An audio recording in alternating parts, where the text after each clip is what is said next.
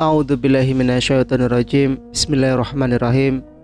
Assalamualaikum warahmatullahi wabarakatuh. Jumpa kembali di channel Sampul Hitam yang tentunya akan berbagi cerita. Dan untuk cerita kali ini masih melanjutkan cerita yang sebelumnya yang berjudul Misteri Kehamilan Zakia. Cerita ini ditulis oleh Yani Santoso. Dan bagi teman-teman yang ingin membacanya secara langsung, teman-teman bisa langsung kunjungi link yang saya sudah siapkan, ada di deskripsi. Oke, tak usah berlama-lama, mari kita ke ceritanya. Selamat mendengarkan.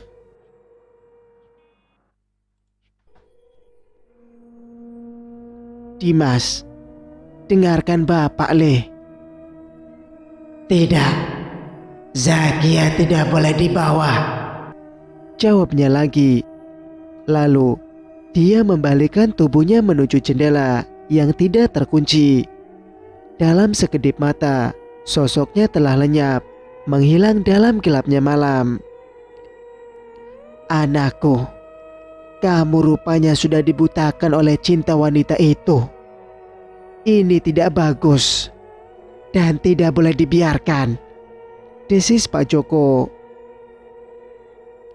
Sementara itu di tempat lain. Ah, sakit! Teriakan Zakia membuat Kaisan yang berbaring di sebelahnya terlonjak bangun. Dilihatnya, Zakia tengah merintih kesakitan sambil memegangi perutnya. Dek, kamu kenapa? Tanya Kaisan panik. Sakit, erang Zakia. Apakah kamu akan melahirkan? Tapi kandungannya baru berjalan 6 bulan, gumam Kaisan seorang diri. Dia membelai rambut Zakia, mengusap wajahnya yang dibasahi peluh. Melihat wajah istrinya yang meringis, menahan sakit, Kaisan beranjak turun dari tempat tidur. Dalam pikirannya, secepatnya mendatangi Mbah Timo. Sabar ya, Dek. Mas akan mencari bantuan. Kamu bisa kan jika aku tinggal sebentar? Tanya Kaisan. Zakia tidak menjawab. Dia masih meringis menahan rasa sakit. Kaisan mengambil obor yang ada di sudut ruangan, menyalakan dan bersiap untuk segera menemui Mbah Timo untuk minta bantuan. Perlahan, tangan Kaisan membuka pintu. Kakinya terasa gamang saat melangkah keluar rumah. Ada rasa ragu ketika hendak meninggalkan Zakia seorang diri di rumah. Namun Kaisan harus segera mencari pertolongan. Kaisan sudah berjalan beberapa langkah dan menghentikan langkahnya saat tiba di tengah halaman. Ekor matanya menatap sekelebat bayangan berjalan menuju belakang rumahnya. Dada Kaisan berdebar. Darahnya seakan berhenti mengalir ketika dia teringat pesan Mbah Timo untuk tidak meninggalkan istrinya seorang diri. Secepat kilat, Kaisan berlari kembali menuju ke dalam rumah dan langsung menuju kamarnya. Langkahnya terhenti ketika dia mendengar samar-samar seseorang berbicara dalam kamarnya. Kaisan menajamkan pendengarannya. Pikirannya dipenuhi berbagai prasangka sekaligus kekhawatiran. Terlebih ketika dia mendengar suara yang sangat mirip dengan suara Zakia, istrinya. Walau suara itu samar-samar, namun dia yakin itu adalah suara milik Zakia. Kaisan mempercepat langkah kakinya menuju kamar. Langkahnya terhenti tepat di depan kamarnya.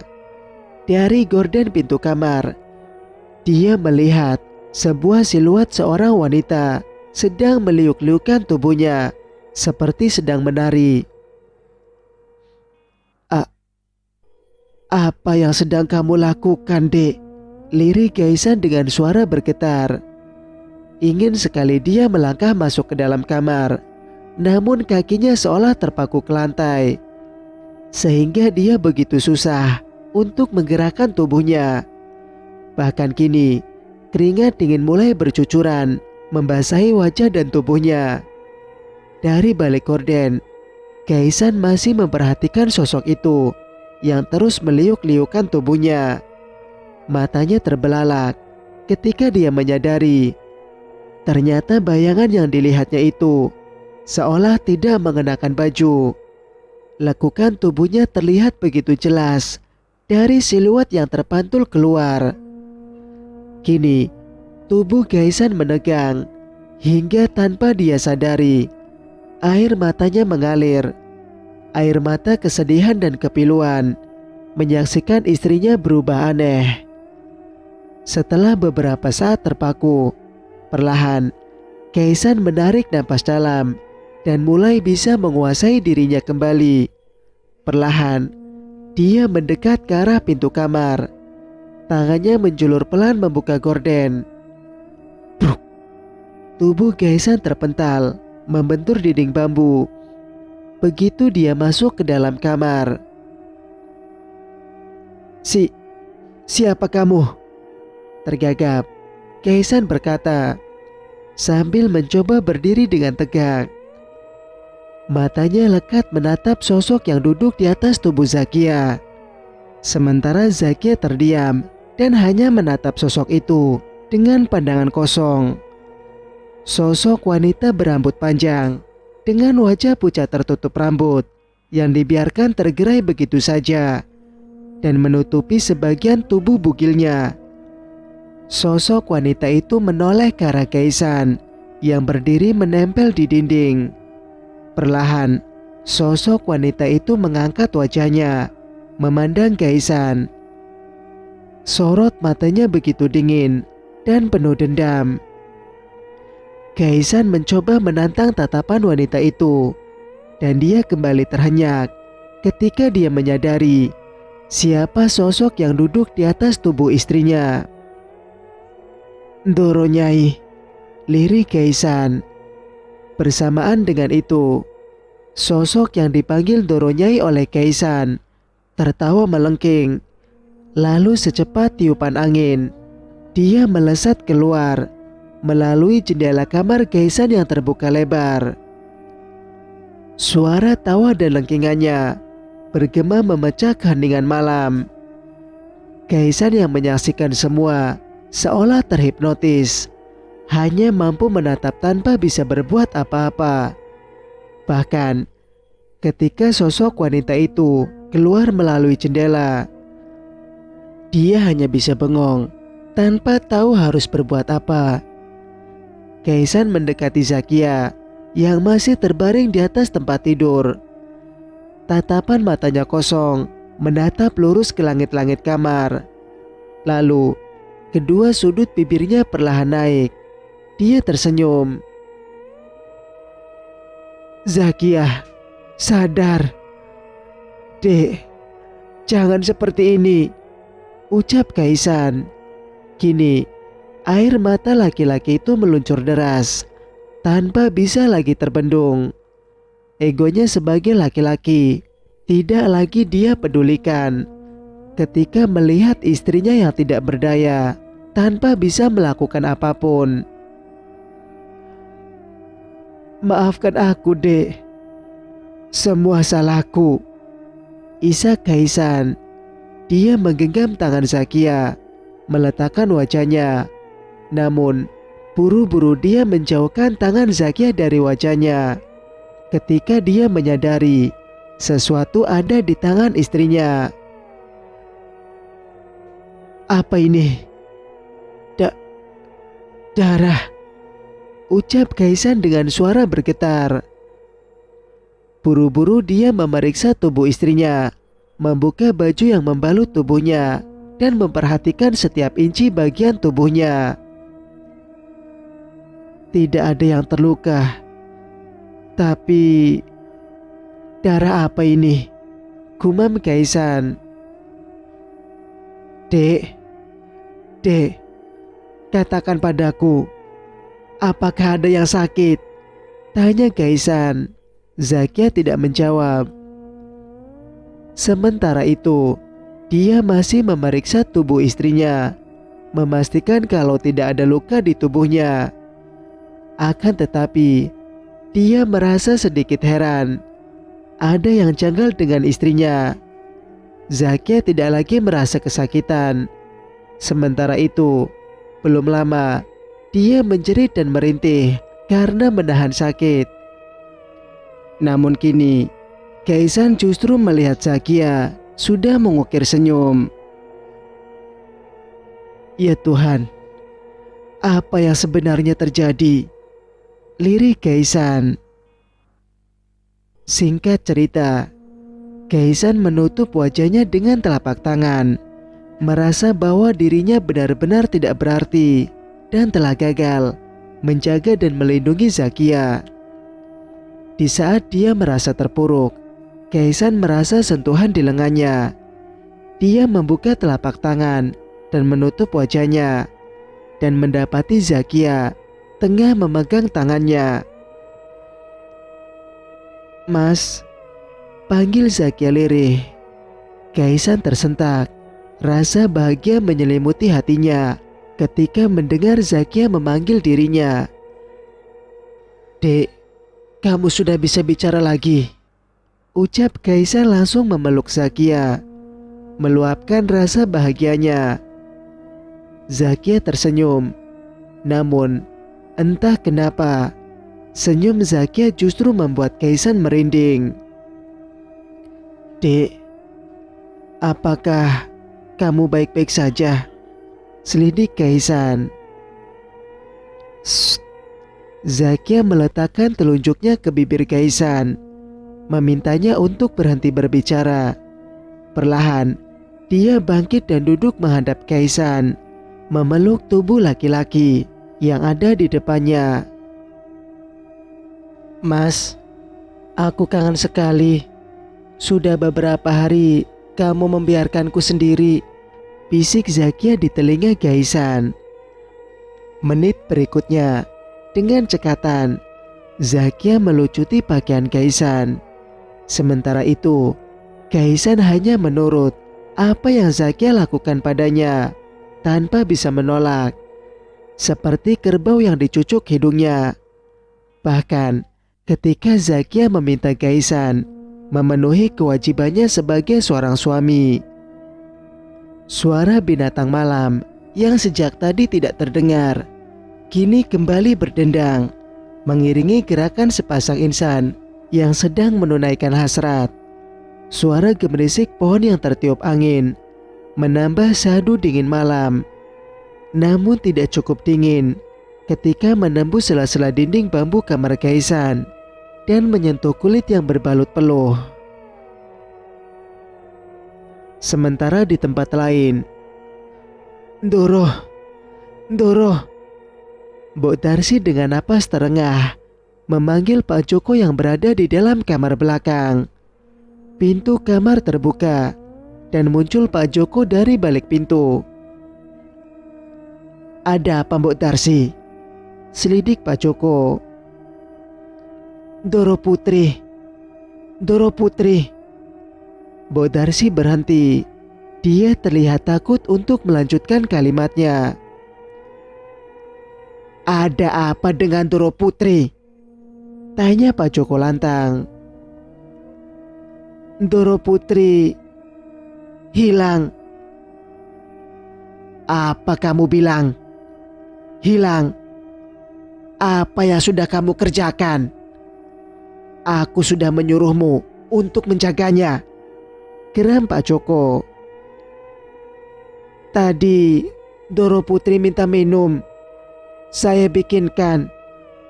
Pas kembali, Doro Putri sudah tidak ada." "Apa kamu sudah mencarinya ke seluruh ruangan?" "Sudah, Doro Tuan.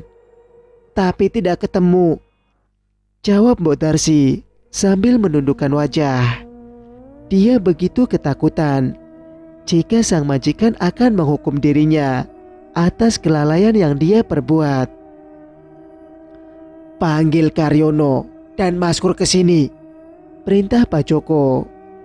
Bergegas, Wanita tua itu pergi meninggalkan Pak Joko. Tidak berapa lama, dia sudah datang lagi bersama dua laki-laki. Seorang bertubuh kurus, seorang lagi tinggi besar.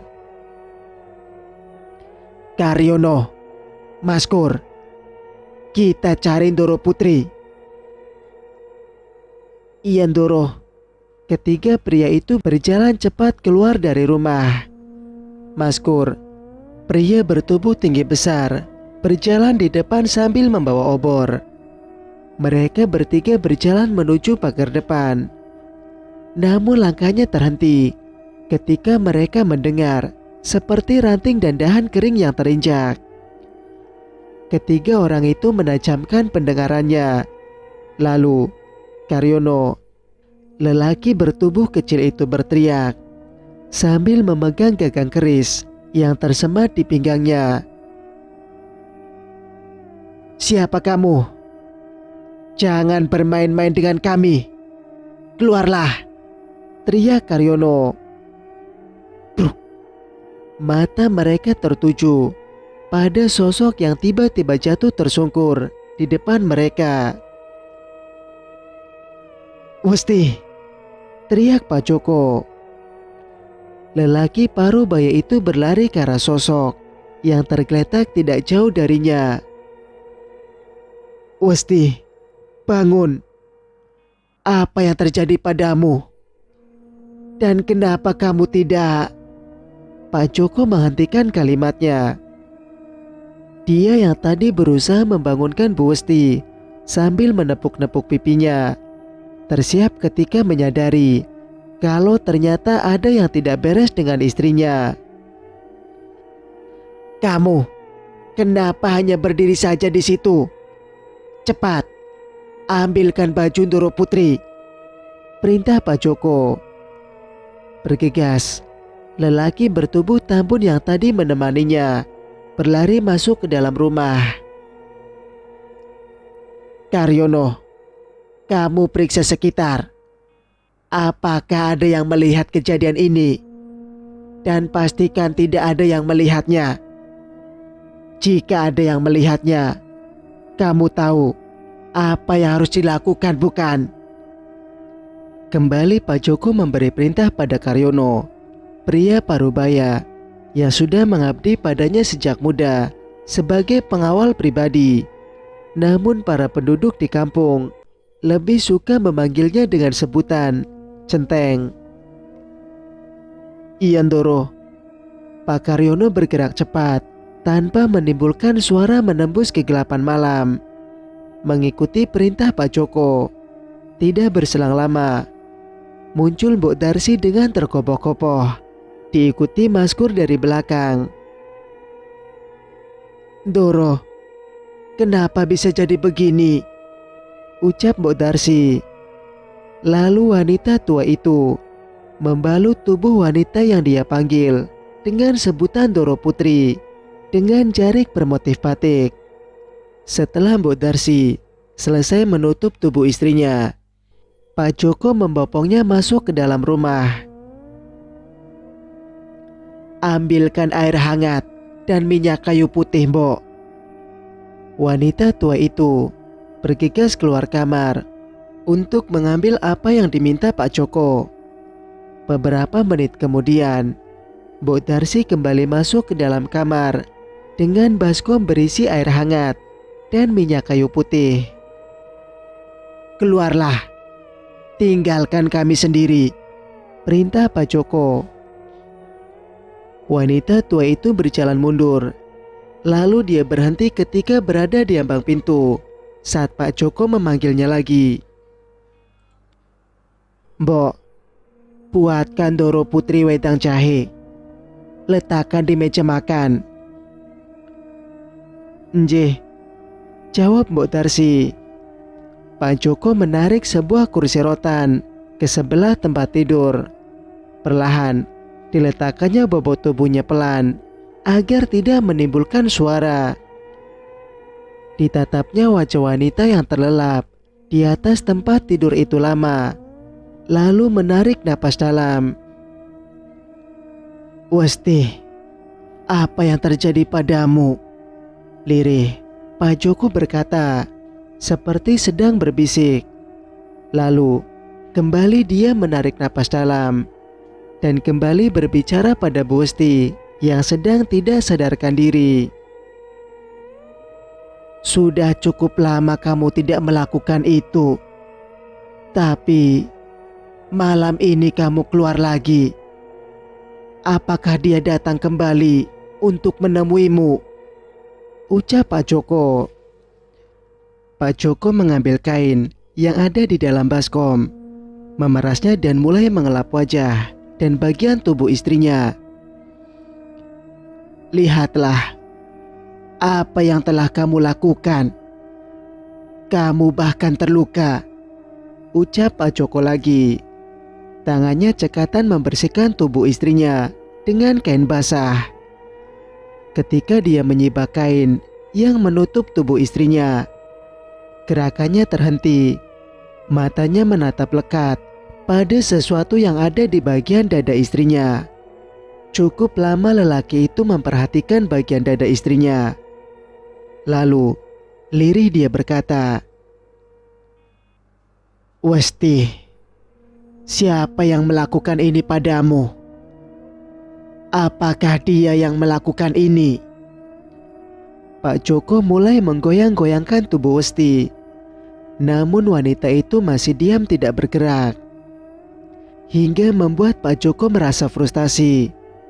Dia kembali duduk di kursi, mengacak kasar rambut yang separuhnya berwarna putih.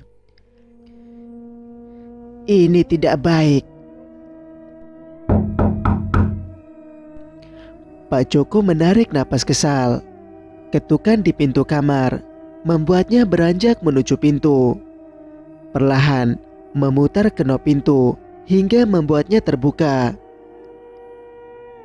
"Karyono, apa yang kamu temukan?" tanya Pak Joko saat melihat siapa yang mengetuk pintu kamarnya. "Tidak ada apa-apa, Ndoro," jawab Karyono sambil menggelengkan kepala. "Saya sudah memeriksa di sekitar rumah, bahkan jauh sampai ke kebun belakang, juga rumah di ujung sana. Tapi tidak ada sesuatu yang mencurigakan," lanjut Karyono. "Ya sudah, kamu boleh pergi," perintah Pak Joko. Karyono meninggalkan kamar Pak Joko. Baru beberapa langkah, dia berhenti dan membalikkan tubuh.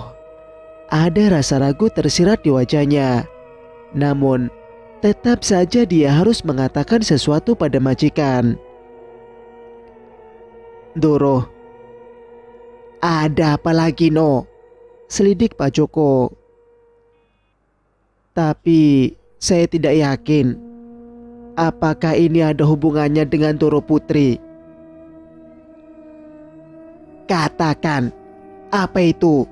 cecar Pak Joko. "Tadi ketika saya lewat rumah Gaisan, saya seperti mendengar sesuatu. Suara aneh berasal dari dalam rumahnya." Pak Joko membulatkan bola matanya dan terlihat penasaran dengan apa yang dikatakan Karyono. Suara apa itu, No?" tanya Pak Joko antusias. "Seperti suara erangan." "Kamu yakin itu suara erangan? Kamu tidak salah dengar, No." "Saya yakin itu suara seseorang yang mengerang. Dan suara itu mirip seperti suara Doro Putri ketika sedang..." Karyono menghentikan kalimatnya. Dia mendongak, menatap takut wajah Pak Joko yang terlihat menegang. Bahkan kini, kedua tangannya juga mengepal. "Awasi mereka, No. Kamu boleh pergi."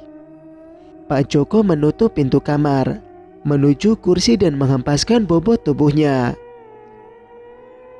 "Dari awal, Firasatku sudah buruk dengan mereka. Andai saja Dimas tidak membuat ulah, aku pasti sudah... Pak.